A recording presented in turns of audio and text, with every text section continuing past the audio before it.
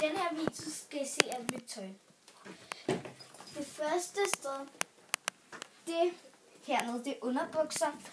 Og så her, det behøver sikkert filme en underbukser sådan. Og så det her, det er sådan nogle rigtig fede strømper her.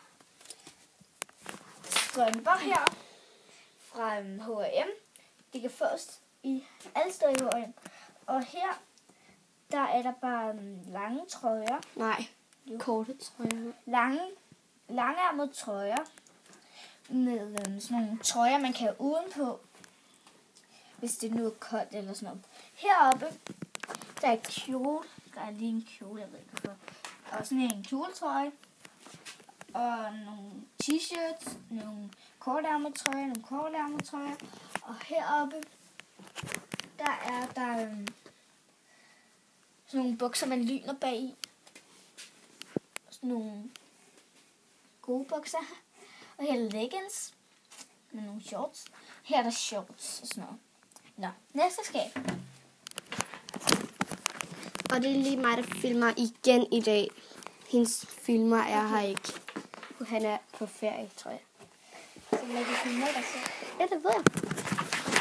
Her er der en fin trøje, som jeg selv synes, den passer næsten til alle kjoler og sådan noget. Men der er bare mange af kjolerne, jeg ikke synes, der er så pæne.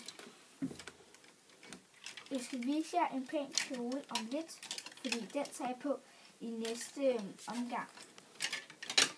Det er denne her. Og så skal jeg have en fin vestting udenpå, som jeg også havde til skolebal. Men det er der ikke så mange, der ser. Her har jeg sådan en vest. En sort vest med glimmer på og sådan noget. Og en grim kjole, synes jeg. Den bruger jeg bare, når jeg skal. Den her ikke meget bedre. Det her ligner lidt et forklæde. Siger du Esmeralda på den træ?